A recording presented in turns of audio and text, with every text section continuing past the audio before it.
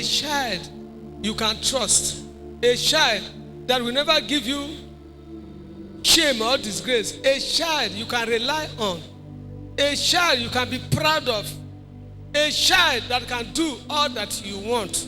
If you have such a child, then you will be proud. You will be happy when you hear him talking. When you send him a message, you are always very, very confident. A child that brings joy to parents. To have such a child relies on you, the parent. Because God, who gives human beings children, is a perfect God. Every child God gives is a heritage to the parent. God doesn't bring a child to disgrace human being. It's to make human being happy. It's to make you a complete, joyful person. So if you want your child to be a reliable child, the directive is in your hand, the parent. Once you want your child to be a graduate, what do, you parent? You have to send the child to a school. You have to train the child. If you want your child to be a graduate and you neglected the training of the child, you don't care about the child, you have nothing to do with the child, but you want the child to be a graduate, you abandon the child. As the child is growing up, you do not care about the school. If you like, you go. If you don't want to, you should stay there. But you need a graduate. Can the child become a graduate? No. For the child to become a graduate, then you have to follow the guideline, the step. You will train the child. You send the child to a school, maintain the child, control the child, always be by the child to direct him what to do. Only the fools that neglect their children. Anybody you see that's neglecting a child is a fool. Fools, when they have children, it may be the mother of the child, not a woman the man loves. Since the father, the foolish man, hates the woman, he will neglect the training of the child, thinking that it's harming the mother. So that all the men should hear this message very well. That man who is neglecting the child because of the mother, that if the child is good, it is the mother, we enjoy it, that father is a capital fool. Say it, a capital fool. Who is that capital fool?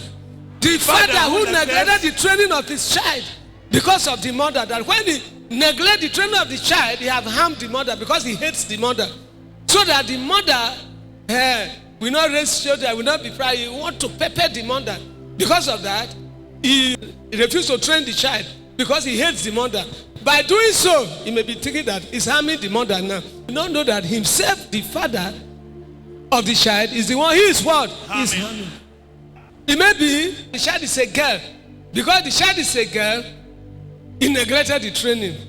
So that person is already a fool. And God, joy, God bless you, will never go to that person. Some men will say they want to marry a graduate, a girl that can speak English. They want to marry a civilized girl.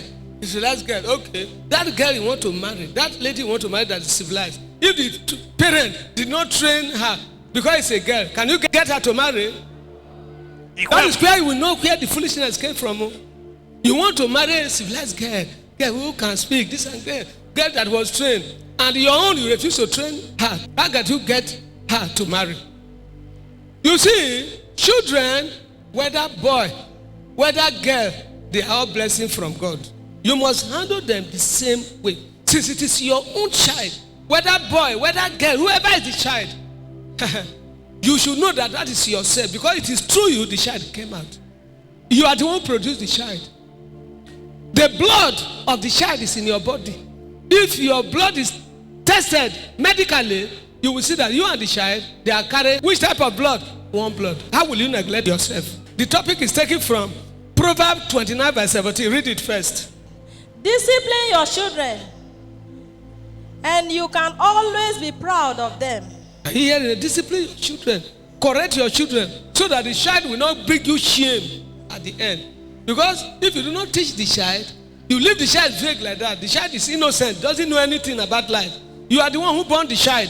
You are the one who has been in the world. And you can think of the age you are before you born the child. You have seen many things. You have seen what is good. You have seen what is wrong. You have seen many, many corrections. But the child is just born now. It's just landing to the earth now. You are the one we rely on. So if you can teach teach the child well, in time to come, it will be a reliable child. It is what you give to the child you will receive. So, as you born the child, you should know that the child is innocent. Do not blame the child in any character because he didn't know anything. You that know something, then you have to teach this as early as you can, in order so that you will not be disgraced, you will not be put to shame in time to come because of your child. Also read 19:18. These are the quotation where the topic is taken from.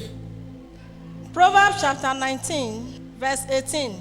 Discipline your children while they are young enough to learn. If you don't, you are helping them to destroy themselves. That you should discipline your child when they are young. When they are young, the moment you leave the child to take their own way, once they are already grown up, more than your capacity, then it's already too late.